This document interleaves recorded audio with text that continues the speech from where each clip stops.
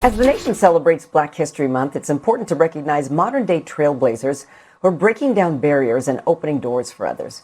Christine Larson is the first Black female battalion chief in the Los Angeles City Fire Department, and she continues to help other minorities climb up the ladder. Right, because while everything's up in flames, what we really need is a first Black female ever to do a thing. Oh wait, I'm sorry. It's not just a first Black female to do a thing.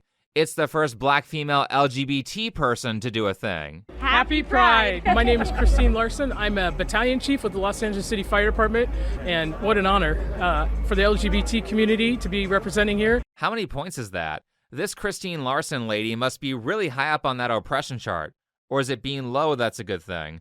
I'm not sure. But what I mean is that Christine must be so oppressed by all those diversity points that her life must be a constant struggle just to survive. Of course, it's not easy being the first in any field. She says over the years, some of her toughest battles came from when she wasn't responding to calls. I think the biggest thing is, as a female, going into a non-traditional job, women are not brought up, with fire trucks and police cars and all that kind of stuff. So the biggest challenge is just getting over that hurdle. What a sheltered life you've lived if your toughest battle was growing up without a fire truck. That being said, recently California has been set on fire again. It seems like there's a big fire in California almost every year, and there's even a song about it. But this most recent fire in Palisades and Eaton has been particularly bad because it's caused billions of dollars in damage, about 30 people have lost their lives, and over 5,000 homes were destroyed, which means a lot of people have become homeless. Now, there have been many controversies around this event, but probably the most hilarious thing to come out of the fires is this diversity, equity, and inclusion video from 2019 that resurfaced, featuring our first Black female lesbian battalion chief, Christine Larson. You want to see somebody that responds to your house, your emergency, whether it's a medical call or a fire call, that looks like you. It gives that person a little bit more ease, knowing that somebody might understand their situation better. Look like you? You're morbidly obese and look very out of shape. If I'm about to die in a fire, I don't want to be rescued by someone who looks like that. I want to be rescued by someone who looks like an elite athlete. If I'm paying for people to save my life in an emergency, they shouldn't be fat. If you're like a police officer or a firefighter or in the military, you should lose your job if you're this overweight and out of shape. I mean, she's bigger than Private Pile. This is what used to be considered helplessly overweight in the 1980s. So I actually looked up the fitness standards for the Los Angeles Fire Department, and shockingly, they're the same for men and women. I think that's a first.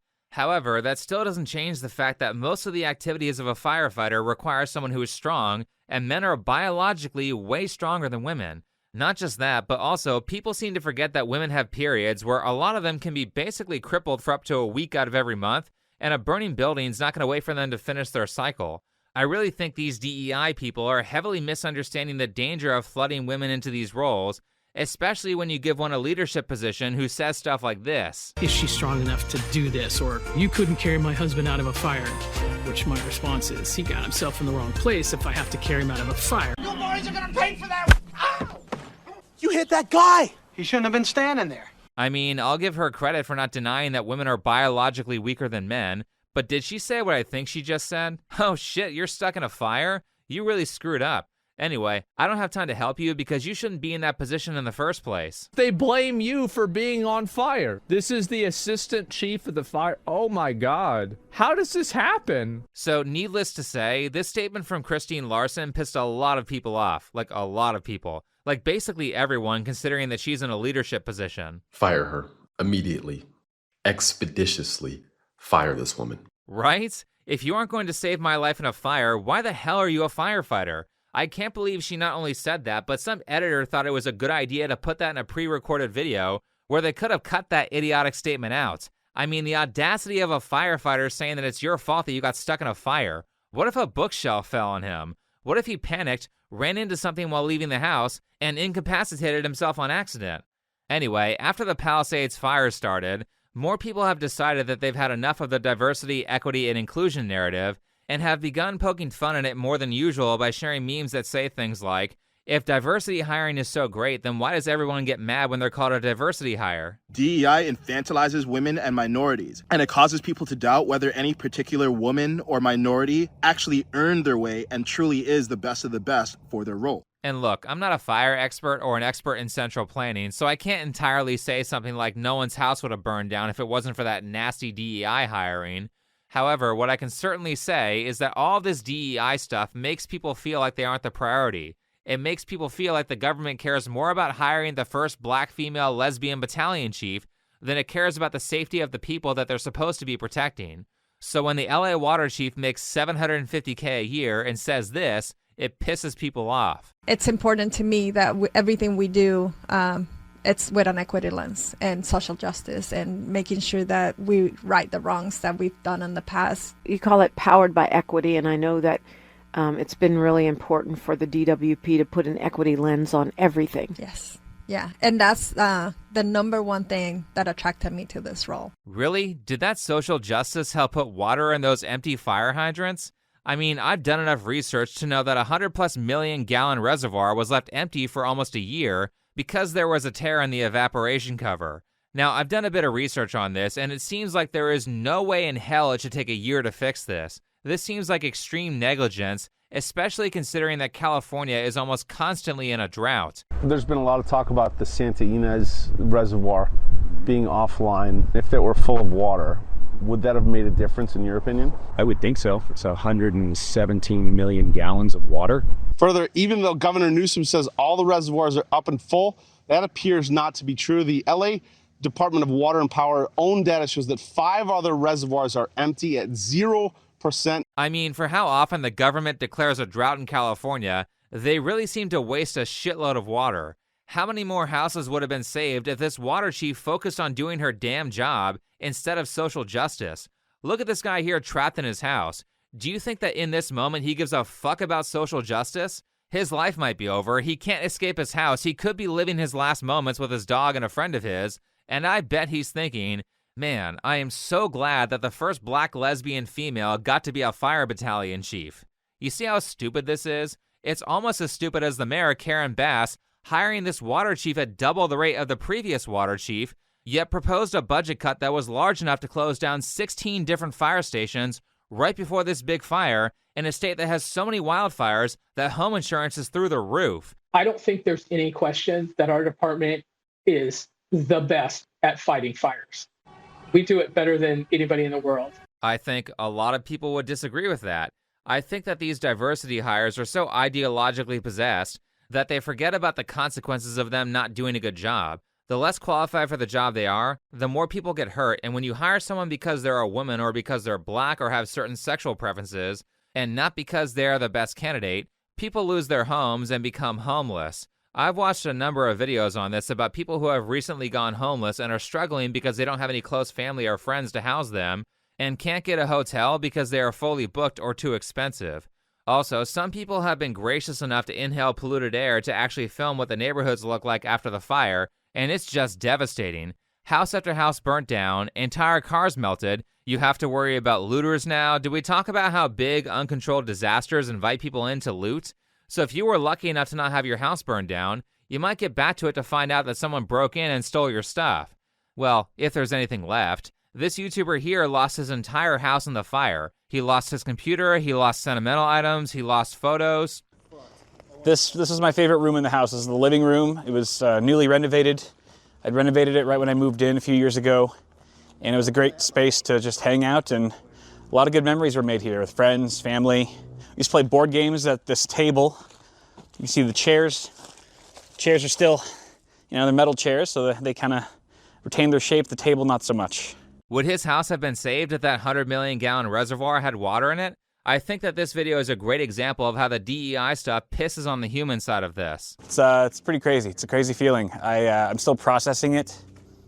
Everyone's very concerned about me, understandably, but I think I'm just kind of in shock and disbelief at this point still. So it might be a few days for it to really hit me and sink in. The feeling of homelessness, of not having a place to come back to, is just now starting to hit. So we'll see how that progresses.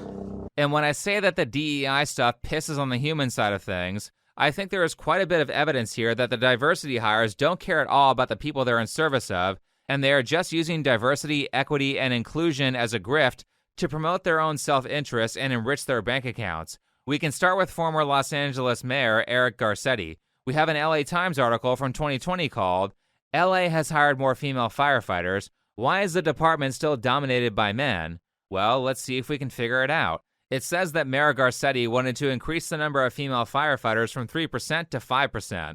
Wait, who wrote the headline for this article? We hired like 10 women in a field that's 97% men. Why are firefighters still 95% men? The better question is, why does there need to be more women in this field in the first place? Is anyone asking for that, outside of a politician looking for a PR campaign? The article goes on to complain that there's too much nepotism in the LA Fire Department, and people only get hired if they know somebody, and then it quotes a lawyer who represents firefighters in discrimination cases against the city, whatever that means, and she says, women still face the false premise that firefighting is men's work. What's false about that premise? Women have biological limitations that make them less fit for a job that requires them to break down doors or physically carry people out of emergency situations. Not only is it more dangerous for people to be rescued by someone who isn't as strong, it's also dangerous to the rescuer and the rescuer's team. That's why this field is dominated by men. This is obvious to everyone. Having somebody that looks like you is invaluable, and it doesn't matter what career it is. Yeah, people don't always value that in firefighters. This woman on Twitter says, I'm 5'5" and 110 pounds. I don't want a firefighter who looks like me showing up at my place to save me. The customers don't want this shit because this DEI stuff has nothing to do with providing people a service that gives them better protection against fires. Oh, and what a coincidence. Our first black female lesbian battalion chief is in this article too. By the way, how much is she making off this grift? $400,000 a year. Holy shit, they're paying her over $1 million every 3 years. And we can tell this is all about the paycheck considering her statement of, if you're a man who got stuck in a fire, then you're an idiot. And speaking of, I was able to find a different article from 2021 titled, Female Firefighters Call for Los Angeles Fire Department Chief's Resignation.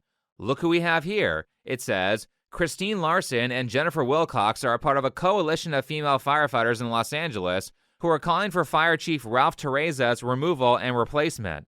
Okay, why should he be removed? It says here that he denied cultural problems in the LA Fire Department and is letting deep-seated racism and sexism go unaddressed. Okay, so basically they wanted him fired because he wasn't woke enough. The rest of the article is spent throwing out a number of allegations, followed by zero proof that any of these events occurred. So to be perfectly honest, it sounds a lot like this was a hostile takeover from people like Christine Larson. And because of that, don't you think it's kind of a sexist initiative to say that 5% of firefighters have to be women, knowing that virtually all of them will not be as strong as their male counterparts?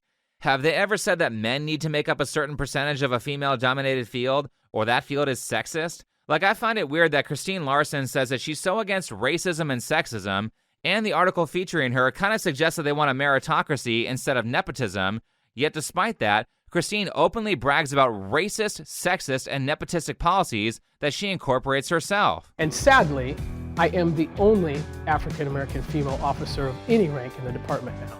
So there are only 8 African-American females on the job, so I'm hoping to entice some of them to promote in the near future so that I don't remain the only one. These hiring policies are so racist, followed by, I'm going to focus on my black female friends so they get promoted. Gee, thanks Christine for fixing the nepotistic practices of the Los Angeles Fire Department by taking it from, you have to know someone to get hired, to, you have to be a female racial minority who knows someone to get hired.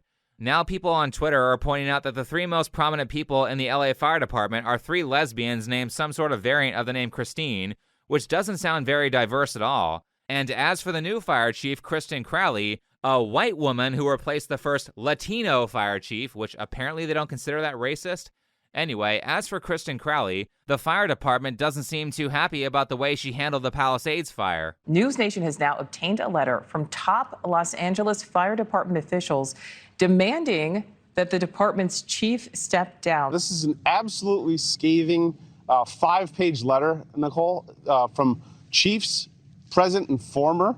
Her mismanagement of this fire was terrible, number one. They call out specifically DEI practices that she has favored instead of protecting the city. Personally, I think that anyone who promotes diversity and inclusion should be laughed at and ignored, because it's been demonstrated over and over again that these people do not care about enhancing the value of the service they provide to people. They only care about enhancing the value of their own bank accounts. We've seen this time and time again with Hollywood and the video game industry, which is all fun and games. I mean, it is hilarious when a woke movie flops. However, it's not funny when this stuff infects crucial parts of our society where failure means that people die or they lose their homes. And don't think that insurance is going to fix this. Conveniently, major insurance companies refused to renew a lot of people's fire insurance shortly before this event, and the goal of insurance companies is to do everything they can to reject your claim. One of the hurricanes that blew through Florida a few months ago, it caused some flood damage to our warehouse. Nothing like too expensive to fix or anything, but we of course had flood insurance. Well, let me tell you, the insurance being the saints they are, they found a way to weasel out of any coverage for the flood damage, so it came all out of pocket. What was their reason for denying it? Oh, fuck, I can't remember. I think one of the big things was they didn't think the flood damage was as bad as we made it sound. And also, even if it was, it didn't do enough damage to warrant them covering any of it. So I don't think that there are a bunch of moral actors here doing their best to solve cultural issues. I think that this is the same old grift it's always been to enrich themselves and their friends. And you know it's a grift because anytime something goes wrong, nobody knows anything, or they're quick to shift the blame or the conversation to somebody else. I'd like the President of the United States, at least the President-elect, to come and visit. The people out here, his lives have been completely torn apart. I want him to visit and understand the magnitude of this scope and what happened to the American people that happen to reside here in California. I want the president to come here. This is your state, Gavin. If stuff is messed up, that's on you. It's not the president's job to clean up your mess. It's not Biden's job. It's not Trump's job. It's your job. That's what people voted you in for. Maybe spend less time giving free healthcare to people who aren't even American citizens and actually call some fire experts. Ask what can be improved, sort those things out by how important or easy to fix they are, and start implementing change as soon as possible. It's not that hard to get to work and improve something if you actually focus on it. Anyway, the point is that the first step to improvement or the first step towards change is admitting that you're wrong. No one tries to fix something that isn't broken, so until you admit to an error or a fault, nothing will improve. People have accountability phobia. If you cannot accurately evaluate why a problem happened, you cannot prevent that problem from occurring in the future, because you need to accurately and correctly assess why exactly something happened in order to figure out how to prevent it from happening in the future. If you're a fireman and your biggest honor that people recognize you for is spreading diversity instead of the lives that you've saved, then you've screwed up. And the problem is that if you keep saying everything is okay and refuse to admit that something's wrong, you will fail to see a number of things that are not only completely obvious, but also pretty reasonable to fix. The fact that the forest management, brush abatement, dry hydrants, lack of pre-deployment, and budget cuts, those are all issues. The fact that there's no water in the reservoirs, that's an issue. Once you identify things that are fixable, you start knocking the easier ones out of the way. As you do that, the harder things will seem less difficult, so you start fixing those too, and then maybe the next time, only 1,000 houses will get burned down instead of 5,000. This is pretty basic stuff, and the fortunate thing about things being so bad right now is that it's not that hard to make them better if people start taking responsibility for problems that they have control over. By the way, that applies personally as much as it does politically. Anyway, thanks for watching, follow me on Twitter, and I'll see you in the next video.